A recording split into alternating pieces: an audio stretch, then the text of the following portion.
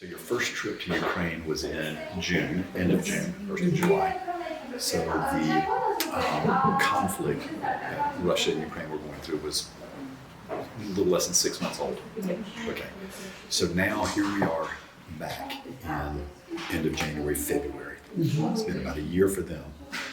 What differences, what have you seen that's different in this visit than your previous trips into Ukraine? Tangibly, power outages. Yeah. I mean, that's new, very new this go around. Hearing the generators at night. Obviously, the changes of weather, it's seasonal, all of those types of things. But yes, we're literally sitting in the dark. When the power went out a few minutes ago, they have it timed, but it's rolling blackout. So we're literally sitting in here filming this in the dark. Yeah, so that's new. And the sound of the generators, it sounds like people mowing their grass at night. I mean, walking down the street. So that's new, that's changed. The intangible, to me, what I feel that I've noticed is how tired people are.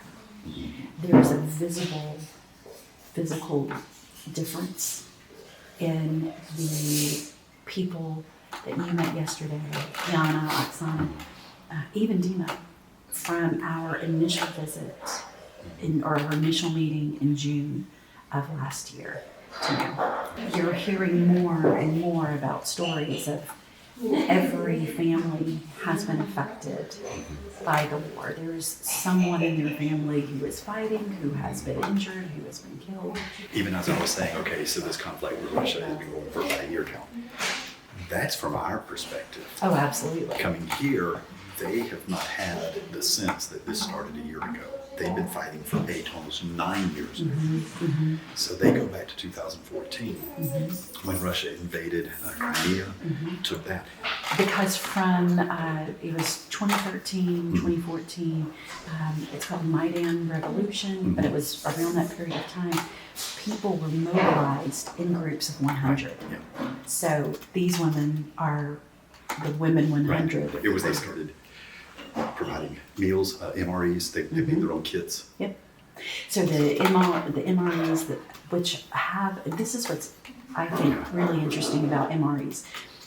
Our American soldiers, MREs, it's like the freeze-dried food with the plastic granola things you bars. cut them off, Right, exactly. Some of them self-heat, all that. Exactly. Yeah. Here, these, just like American MREs, these contain enough calories for a soldier for at least a day, maybe a day and a half. They said a day and a half, yeah. But instead of the government processed stuff that our guys get, there's someone's grandmother in a local area who's drying fruit that gets packed in there, who's getting nuts from their yard and packing, and then food that's been donated.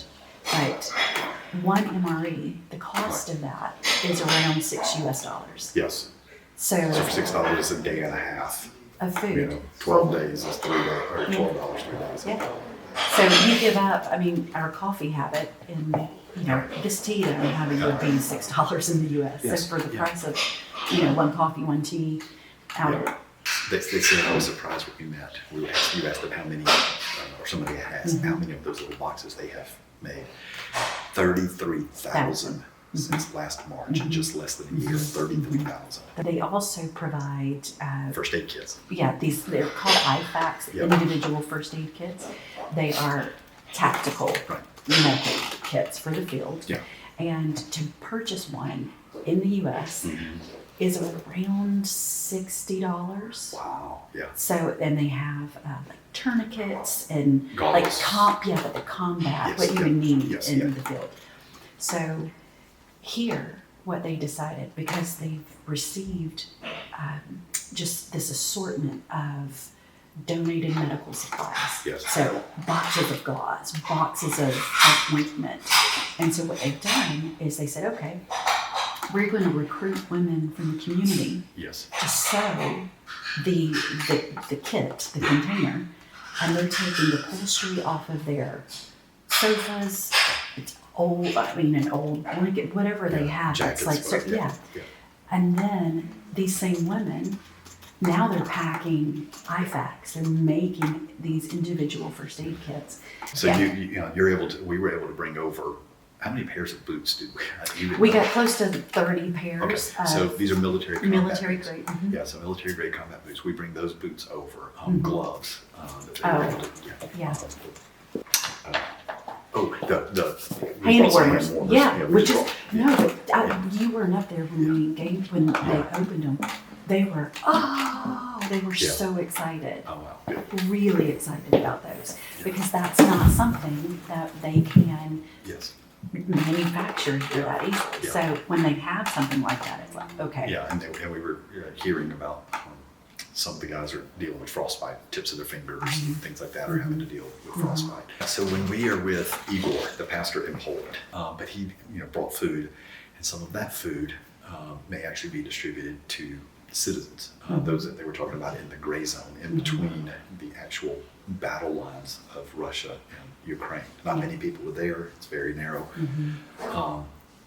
But he showed us the videos of the people receiving this, who are just trapped, mostly elderly, not with, they don't have kids or children, or they don't have the means or even the physical health To be and able to, mobility to right. get out in very poor conditions. And so they're without food, without heat, without electricity, without everything. And it was fascinating because the guys from his church are driving all the way over here. Okay, these are college age. Kids, Yeah. young adults, But yes. still yeah. 20 to 25, 26, 27 years old, okay, who are driving into these gray zone areas. They can only take the cars so far because the drones, Russian drones, seeing the vehicles coming in, they don't know what's in those vehicles, and so they'll bomb them. Yep. So they only take the car so far, then they have to transfer these canned foods, heavy bags of rice into wagons and wheelbarrows or on shoulders, and then walk them. In some places crossing little rivers where trash and pallets. That was just amazing. And then when they get there, they're giving the food and you just see the smiles on the faces. Some kids, there were kids that were there, small kids, families can't get out or know where to go. But then they show the video, you hear the missiles going. They show the video looking up and there's missiles going off rapidly in one direction. A few minutes later, they go off the other direction, right overhead of the houses they're delivering. Yeah. And I was thinking, wow, to have these young men who are Polish, but in the safety of Poland, to drive not just here where we are, this is a much safer area, but to drive right there in the middle of the hostility to deliver food in a vehicle that could be picked up by a drone and bombed. And so you have these young men here willingly volunteering, risking life. And I would say to this generation would probably, the 20-year-olds would be more willing to do. They would be more willing to do that than to get a 9-to-5 job, because that matters, and they would sooner give their life to see them do that. I think we see the seeds of that, but we're seeing the fruit of that here. It's so cool. Interesting, talking to the ladies or the group yesterday, there was men there too. I asked them a question, which I thought, okay, because we can't relate to this in America. We can talk about the loss of freedom, but we don't know what does that mean in an everyday life. Because we just think loss of freedom isn't going to affect me and my family and my home. But some of these ladies, all of them there, all of them knew the Ukraine back when it was USSR. So they knew 30 years ago. They knew what they did not have then and what they had gained in freedom and what was at stake of being lost. Some of them also on the eastern side of Ukraine still lived under that for a longer period of time. Some of them had experienced the loss of that as these conflicts back and forth. It was actually Protestant churches, specifically they said Baptist, but Protestant churches that were attacked first when Russia was going to start the invasion, and they were going to start doing that. They actually started the persecution, the shutting down of those churches, the attacking of those pastors, because they had to go after the institutions that might resist their message, their ideology, and all of that. So they started with the Protestant churches, because the Russian Orthodox Church is really the moral defense or moral justification. So when I asked them, tell me what you're really fighting for, loss of freedom. What does that mean? And they started talking about they take your home. You do not own property. You do not own your home. You do not own the land, whatever you want. And one of the ladies was saying, her family wanted to know, hey, you've saved money, and just, why don't y'all build a house? Oh yeah. And she just Because immediately said, because while this is in this state, you know, and this has been since 2014, because if this isn't settled, and if we build, we've invested all this, they'll just take it. They'll take your house, they'll take your land, they own that. If you have a business, they take your business and all the inventory. Now, okay, we can understand all of that. They can forcibly relocate you, that they have families that the government said, we want you to move from here to there, and you have a matter of days and you have to be there. Right. Even if you don't have a job, relationships, or anything else, you have to move, right? Then we were hearing this morning, there is no observance of religious holidays. Yeah. So Christmas, they have not experienced Christmas as a religious holiday Until this year. Until this year. But anyone who questions things, and they do that too often, in school are sent to the clinic, but psychological evaluations, they call it counseling, but they kind of indoctrination and all that, and forced medication. Yes. That you have to take this medication, it is by force. That you'll take the medication because you're asking questions, so something must be wrong, you're mentally ill. I mean, and that breeds, oh my goodness. I mean, we think Stalin, communism is far more brutal, far more oppressive than anything that I think in the West, at least that I ever fully appreciated. We've always heard that it was Hitler, Nazis, World War II, that was the worst. And then once that was overcome, I mean, of course we had the Cold War and we were aware, but I don't think, let me speak, I never knew the level of oppression that existed, like what these people are saying. There's no sense of relationship in society. I don't trust my neighbor. I don't trust the person next door. Right? Do I even trust people in my family? Right? You know, what is you know, Uncle John? Can I trust him, or is he? You know, so this level of distrust that it permeates throughout society. If you don't have those types of relationships, how in the world can you have a relationship with God? In the late 20s, 30s, you hear people talk about Holodomor, which was a manufactured famine that Russia cut off the food supply here, and millions of Ukrainians died of starvation. Get wiped out. They moved Russians from Moscow to some of the major areas. Brought all this propaganda, bring it in. So which is activity actually, you know, we see in even Old Testament times where it's the exiles take people there, which they're doing now. They're doing now. They're in the east. They're coming in. They take Ukrainians. You know, if you want to be fed, you want to be taken care of, you want to get on the buses, take them back. And so it's this diaspora, it's the spreading them out, it's the whole exiles, right? And then replacing them with their own people, you know, so you see this Babylon does this in Israel, take them, spread them out, put your own people there. Just, page 101 out of how do you take over a society. A country. And we started comparing how they were seeing things back then, how we were seeing things back then, and how they're seeing it now. What's different about this time? You guys had that question, and I thought that was interesting because they've had a taste of freedom. They've probably not even had, from what we can tell here, they've had nothing close to what we have in the United States, but they have had a taste of freedom, a taste of self-determination. But the biggest thing was their ideas about them. It seemed to me their concept of themselves changed. Like, we can self-govern. We can protect and push back. We can organize and resist. You know, but whereas before you can't. But they had enough time and enough of a taste of that that now when this happens, it is more organized than it's ever been. You said something very interesting the other evening. Dina has continued to give up so much of his time. So we wanted to, what can we bring you as a way to say thank you? You were there when he opens up this box of books and just, I mean, it was almost Yeah. tangible. Yeah, His it excitement. was like a briefcase full of cash. Right, or something. It was exactly. like, I mean, yeah. and he was just Yeah. so moved by that. And you asked him Mhm. later, what would be the box of books for these women? Yeah. What is it that that we can What do could be for given them? to Yeah, elicit what- that type of joy or Right. hope or what? Yeah. Right.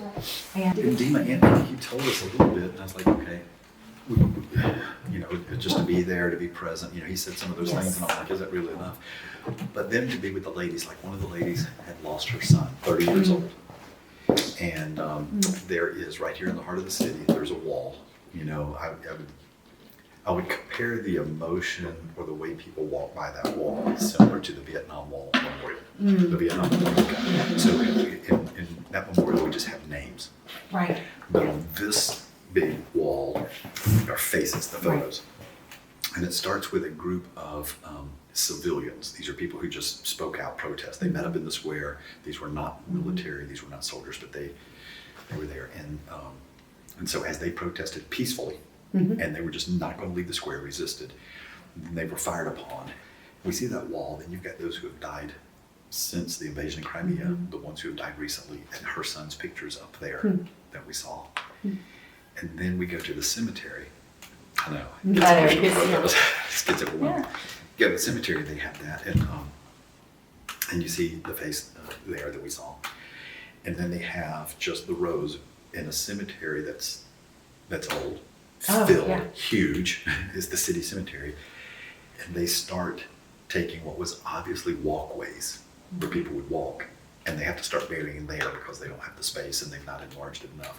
And so you have the 2, maybe 3 full rows going all the way back. And they call that, what is it, a hero? The Alley of Heroes. The Alley of Heroes. So as a pastor and with the, leading a church and all that, of course, we are very much driven by the Great Commission. Above all, it's not the spreading of democracy. It's not the, all the human social issues and things like that. They're all important because we care for people, the condition of people, and care for people. So yes, we want to provide the food. We want to provide the health care. We want to provide, that's people loving people. That is a reflection of Jesus, okay? And that is who he is. And we take that for granted. We take that, I say that, we take that for granted. Most of what we see in America is generosity and what we consider to be human rights are a product of the teaching of Jesus that were revolutionary in their time. And we take that for granted. We just think, it's human nature to care for one another. Oh, no, it's not. No, it's not. No, it's not. It is the work of God. It's the thumbprint of God in us. It's the teaching of Jesus. And as I've been here talking, because again, they come from Orthodox Church, some of them would say they're Orthodox Christians, haven't been, but they have detached the practices of Jesus. They've even detached some of the teachings and example of Jesus from the religion itself. So Jesus, the Son of God, you pray, you get salvation, you pray and hope they intervene and all that. But we don't actually know what he said, and if we do know what he said, we don't know how to put that into practice. And as I've talked about that, it's been harsh. It's been just as harsh for them as it has been for us. With that little post that came out because we got the situation at home with the passing, the brutal beating of the black man by the black officers. Yeah, and so his view. So somebody posts on Threads that we see, hey, Jesus' mom watched him get brutally beaten and get executed. We see that post that's out there, and yet he did not respond in anger and hostility. He forgave the ones that was doing it. That's hard for us to hear when it's our child. It is incredibly tough to hear with people in the middle of war. Absolutely. But yet we know that if we don't guard our hearts or allow Christ to invade our hearts, we will allow the hatred, the bitterness, the vengeance, the revenge will turn us into the kind of people that is our enemy. I thought that I would say strangest, the most unexpected question that I had posed to me. When they were asking us questions. What do you think of Biden? No. No. They did. What do you think of Biden? What do you think of Trump? We thought, I kind of expected some of that. No, when they said, Oh, you're not. how do you classify, because they talked about nationality and residency. So how do you classify your nationality? And your answer was. But that was, wasn't it? Because it's like, okay, we came from America, we're Americans. And so they wanted to know, because here you have Belarusians, you have Ukrainians, you have Poles, you have you know, Russia, you have all of that kind of stuff here, and they'll consider themselves Ukrainians, even though they have, so they want to know, how do I consider my nationality? I thought that was a strange question, but I also thought it was a divine moment. I really thought it was a God moment, because I was able to say, I am first and foremost a citizen of the kingdom of God, and that kingdom is nothing like Russia, Ukraine, or America. I am then an American. So I try to use my influence as a resident of the kingdom of God, a citizen of what Jesus talked about that is so strange, to influence the nation I'm a part of, which is America. So I am a citizen of the kingdom of God, then I'm an American. Yes, we're Americans, and we want to use our resources and our influence as national. Yeah, we have concerns about their freedom and all. We have that. But I'm here as an ambassador of the kingdom of God, who is coming from America, using what resources I have as an American, but with a message from the kingdom of God, that the way we order our lives should not be based on a Russian ideology or an American ideology, but on the words of Jesus Christ. And his words are hard. His example was extreme. And we live in tension, you know, because we're so far from that, but that tension should draw us closer to his example, not something else that whether it's a Stalin, or whether it's a George Washington, or it's not some other ideology, but it's him. Governments come and go.